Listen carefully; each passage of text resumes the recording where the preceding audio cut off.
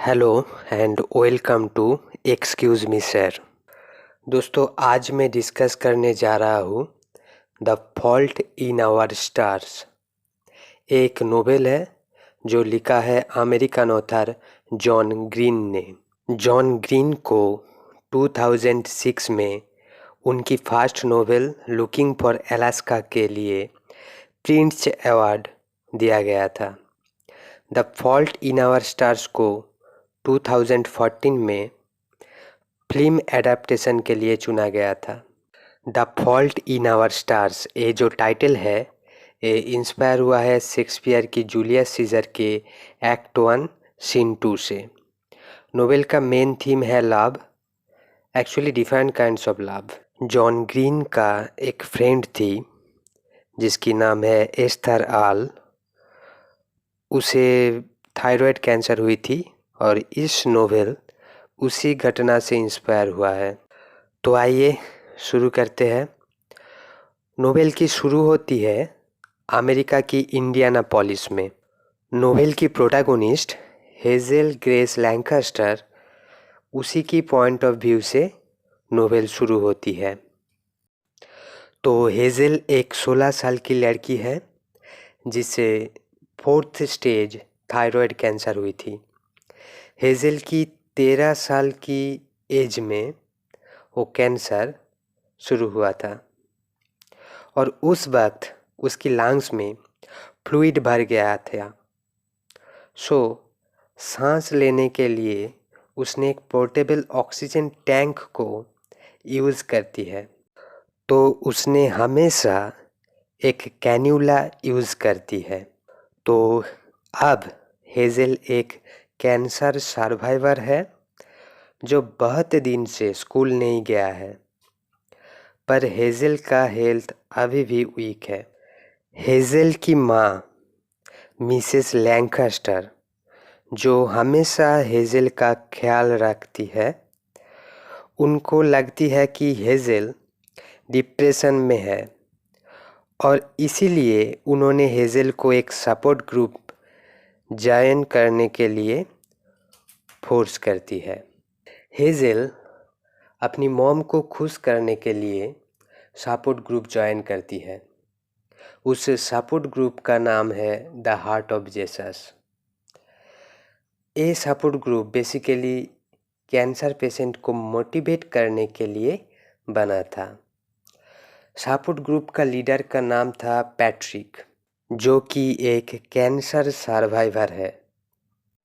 इसी support group में hazel का एक दोस्त बना जिसका नाम है आइजैक, जिसका एक आँख ब्लाइंड हो चुका है आई कैंसर की वजह से और दूसरा आँख का सर्जरी अभी बाकी है। फिर एक दिन एक लड़का आ जाता है उस सपोर्ट ग्रुप में जिसका नाम है अगस्टस। अगस्टस आइजैक का बहुत अच्छा दोस्त है। अगस्टस सपोर्ट ग्रुप में डायरेक्टली हेज़ेल को देखता रहता है। अगस्टस सपोर्ट ग्रुप में खुद को इंट्रोड्यूस करता है। वो एक 18 साल का लड़का है। उसका बोन ट्यूमर हुआ था और उसी वजह से उसका एक पैर काटना पड़ा और उन्होंने एक प्रोस्थेटिक लेग का यूज़ करता है जो कि नकली पैर है। और पैट्रिक जब उसे पूछता है कि तुम सबसे ज़्यादा किससे डरते हो, तब अगस्टस ने कहा ऑब्लिवियन, यानी भूल जाना। हेज़ेल सपोर्ट ग्रुप में बहुत ही रेयर बात करती थी, पर इस बार कहा कि आखिर में सब कुछ भूलना ही तो पड़ता है। उधर आइजैक अपनी गर्लफ्रेंड मोनिका को हेज़ेल और अगस्टस से मिलाया। हेज़ेल और अगस्टस बहुत अच्छे दोस्त बने और दोस्ती प्यार में बदल गया। और इसी बीच अगस्टस अपनी मुंह में एक सिगरेट रखता है, जिसे देखकर हेज़ल को बहुत गुस्सा आ जाती है। उसने बोली कि तुम कैंसर खरीदते भी हो, पर अगस्टस बोला कि मैं इस सिगरेट को कभी जलाता नहीं। इससे मैं अपनी दोनों होठों के बीच में रखता हूँ और उसको मुझे मारने की परमिशन नहीं देता हूँ। एक तरह का मेटाफोर है, और मैं इस सिगरेट को कभी आग से जलाता नहीं हूँ। फिर अगस्टस हेज़ल को उनके घर पे इनवाइट करता है मूवी देखने के लिए। उधर हेज़ल अगस्टस की पेरेंट्स से मिलती है। अगस्टस की पेरेंट्स बहुत ही अच्छे और धार्मिक है। उसके बाद अगस्टस ने हेज़ल को अपना बेडरूम दिखाता है। उसका बेडरूम के अंदर बहुत सारी ट्रॉफीज़ थी। अगस्टस पैर खोने के पहले एक बास्केटबॉल प्लेयर था। उसके बाद हेज़ल ने अगस्टस को एक बुक देती है, जो हेज़ल का फेवरेट बुक है। बेसिकली एक नोवेल है जिसका नाम है एन इम्पीरियल एप्लिकेशन। इस बुक एक कैंसर पेशेंट के बारे में है, जिसकी नाम है एना। उस नोवेल का सेंट्रल कैरेक्टर, यानी एन इम्पीरियल एप्लिकेशन की सेंट्रल कैरेक्टर एना। एना की ब्लड कैंसर हुई है, पर हेज़ल एना की कैरेक्टर को बहुत पसंद करती है, क्योंकि एना टिपिकल कैंसर पेशेंट की तरह नहीं थी। एना खुद एक कैंसर पेशेंट होने की वजूद भी कॉलेरा पेशेंट की मदद करती थी। एना उनकी माँ के साथ रहती थी। उनकी माँ एक डच मैन को पसंद करती थी, पर एना ने उस आदमी को पसंद नहीं करती थी। पर एना की ट्रीटमेंट जब शुरू हुई, तब अचानक से इस नोवेल मिड सेंटेंस में ही ख़त्म हो जाती है। इस नोवेल का एंडिंग फ्रस्ट्रेटेड होने की वजूद भी हेज़ल को इस नोवेल बहुत पसंद आई। हेज़ल को लगती है कि एना ने शायद मर गई, और ये भी हो सकता है कि एना की तबीयत इतनी ख़राब हो गई कि उन्होंने फिर लिख नहीं पाई। फिर हेज़ल अगस्टस को बताती है कि उसने इस बुक का राइटर पीटर वैन हाउटेन को इसकी एंडिंग के बारे में लेटर लिखी है, बहुत सारे लेटर लिखी है, पर उन्होंने अभी तक रिप्लाई नहीं दिए। फिर अगस्टस हेज़ल को एक बुक देती है जिसका नाम है द प्रिंस ऑफ डॉन। इस बुक एक वीडियो गेम के ऊपर बेस्ड है, जो कि अगस्टस का बहुत ही पसंदीदा वीडियो गेम है। फिर दोनों प्रॉमिस करता है कि एक दोनों का बुक फिनिश करने के बाद ही दोनों फिर मिलेंगे। हेज़ल एक दिन एक शॉपिंग मॉल में उनकी पुराना दोस्त कैटलीन से मिली। कैटलीन ने उनकी हाई स्कूल लव अफेयर के बारे में वन साइडेडली डिस्कस करी। फिर दोनों ने शूज़ खरीदी। इसी बीच आइजैक का आँखों की ऑपरेशन हुई। आइजैक का आँख निकालना पड़ा। आइजैक अब कम्प्लीटली ब्लाइंड हो चुका है। आइजैक और मोनिका की ब्रेकअप भी हो चुका है। अगस्टस हेज़ल को बताता है कि उसने एन इम्पीरियल एप्लिकेशन को पूरा पढ़ लिया, और उससे भी जानना है एंडिंग में क्या हुआ। अगस्टस हेज़ल को बताता है कि उसने वैन हाउटेन की सेक्रेटरी को ईमेल किया था, और उनकी सेक्रेटरी, जिसकी नाम है लाइडविच उन्होंने अगस्टस को एम्स्टर्डम में इनवाइट करी। अगस्टस द जीनी फाउंडेशन से एम्स्टर्डम जाने की एक विश किया है। दोस्तों, द जीनी फाउंडेशन एक चैरिटी ऑर्गेनाइजेशन है जो कैंसर किड्स की एक विश पूरी करती है। फिर हेज़ल, उसकी माँ और अगस्टस एम्स्टर्डम में वैन हाउटेन से मिलने जाता है।